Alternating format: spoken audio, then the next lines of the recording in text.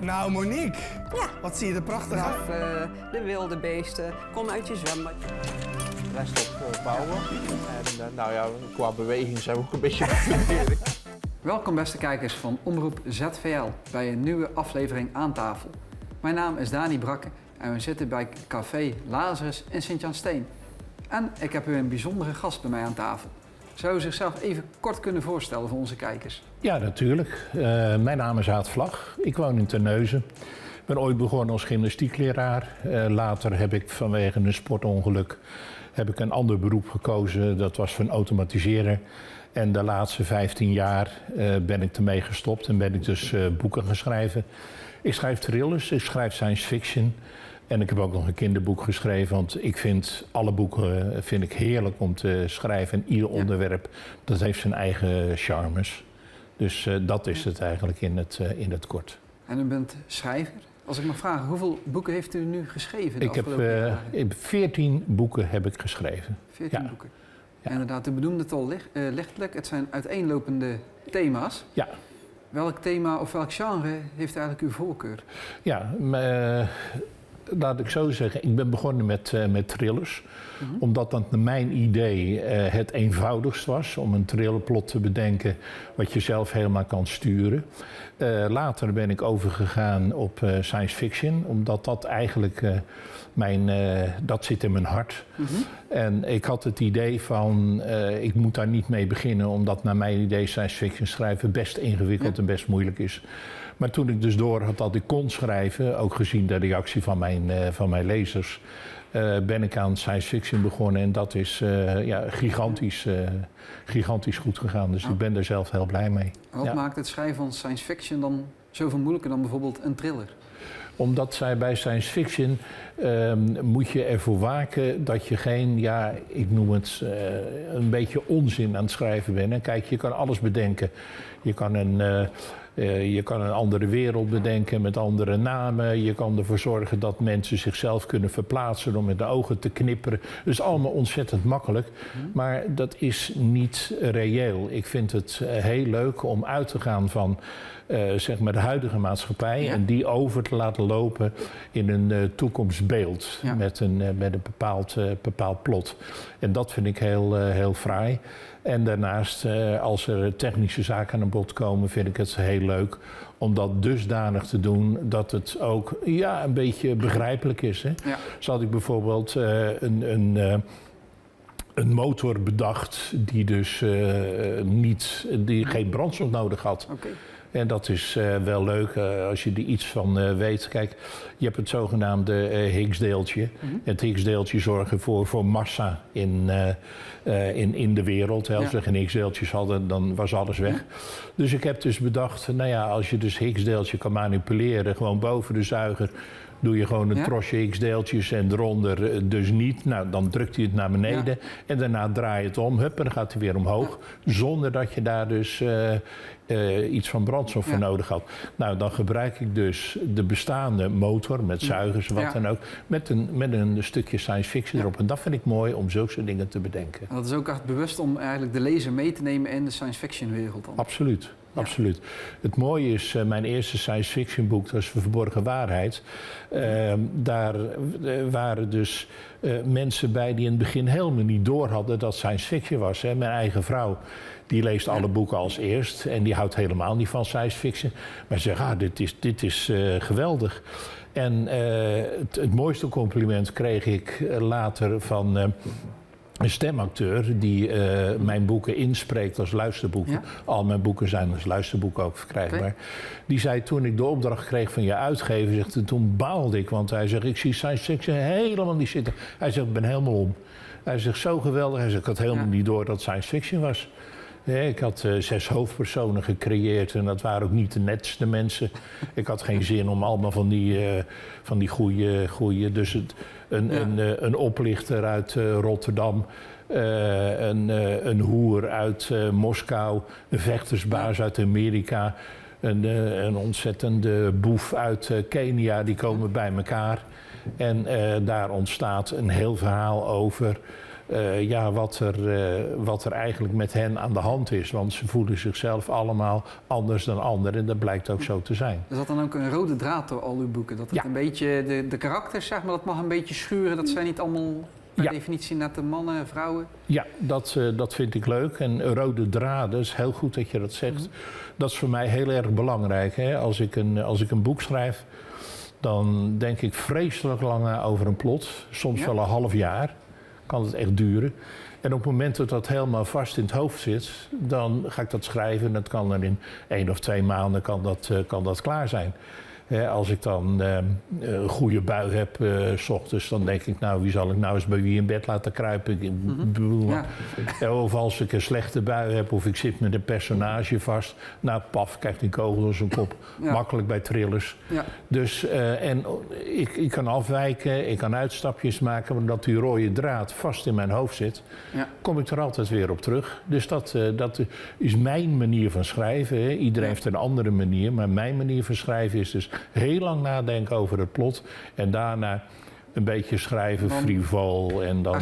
Van u afschrijven eigenlijk, als het ware dan? Nou, dat valt wel mee hoor. Het is wel zo dat iedere schrijver, al zeggen ze dat het niet zo is, maar ik geloof dat niet, die zet er een stukje autobiografisch werk in. Ik bedoel, ik heb boeken waarbij ik de hoofdpersoon, dat zou ik zelf willen zijn. En ik heb dus, dingen die ik meemaak. Hè. Een aardig voorbeeld is, ik zat een keer te praten met een overbuurman. En die zei van, god, daar krijg ik toch zo de treiter over in. En toen denk ik, hé, dat vind ik een leuke opmerking. Hè. Ja. Niet de pest erin krijgen met de treiter. Nou, dan pak ik dus mijn telefoon en ik noteer dat. Ja. Want het geheugen wordt steeds slechter natuurlijk. En in de volgende boeken kregen mensen er de treiter over in. Kijk, en dat vind ik leuk. Dat pas ik aan. Absoluut. En als ik mag vragen, wat is uw meest favoriete boek wat u zelf heeft geschreven? Dat is deze. Dat is het Concilie voor 7. Ja. Ik las vroeger zelf ontzettend veel boeken. En ik had een idee, ik had een verhaal in mijn hoofd. Dat wil ik lezen. Ja, dat boek was er natuurlijk niet, want het zat in mijn hoofd.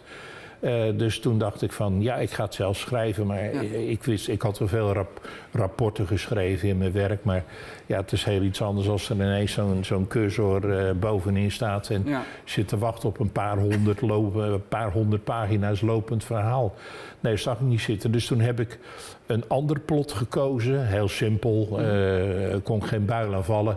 Een seriemoordenaar in de Amsterdamse kinky-wereld. Daar wordt een rechercheur op gezet en die krijgt een vrouwelijke hulp. Dat ziet hij niet zitten, maar natuurlijk wordt hij er verliefd op en bla bla bla bla bla. Toen kon ik geen builen vallen. Ja. En dat boek dat werd zo goed ontvangen. Dat was echt, dus toen dacht ik van nou, dus mijn tweede boek is eigenlijk het boek wat ik als eerste had willen schrijven. Ja. En de reden waarom ik ben geschreven. Ja. En dat gaat dan ook over een virusuitbraak. En in de tijd van de corona heb ik ongelooflijk veel reacties gehad van je had een vooruitziende blik. Maar mijn virus deed heel wat anders dan het virus waar we in de coronatijd last van hadden. Absoluut. Dus u heeft inderdaad dat allereerste boek gebruikt om eigenlijk te kijken, is het iets voor mij het schrijven? Ja. Om vervolgens warm te draaien voor uw tweede boek. Ik had het niet beter kunnen formuleren. Ja. Absoluut. Ja, dat is zeker goed. Ja, en dan krijg je natuurlijk ook nog eens van hoe breng je dat uit? Hè? Ik bedoel, ik ben gek op boekhandels. En als ik daar rondloop, de geuren van boeken, de kleurtjes, alles en nog wat. Ik denk, er zal een boek van mij bij staan. Dat lijkt me geweldig. Maar hoe krijg ik die nou daar? Ja. Nou, dat is ook een hele aparte cyclus hoor, om dat te weten in Nederland. Heeft u nog veel voor rond moeten bellen, langs moeten gaan bij uitgeverijen? Ja, dat was... Nou, laat ik zo zeggen, ik was bij een boekpresentatie, ontmoette ik een andere schrijver en die had eigenlijk hetzelfde probleem. Dat eerste boek, dat had ik in de zogenaamde POD-uitgeverij gezet. Dat is Printing on Demand. Ja? Maar dat werkte niet goed. Okay. Ik bedoel, mijn eerste boek, weet ik nog heel goed, had de uitgever neergezet voor €23,95. Dat vond ik al een hoop geld. En daar kreeg ik uiteindelijk €1,47 per boek voor terug. Ja. En denk ik, die wereld is niet helemaal lekker. Maar met die andere schrijver, die is toen zelf een uitgeverij begonnen. En die had zoiets van, ik kan wel schrijven, maar ik kan ook wel een bedrijf runnen.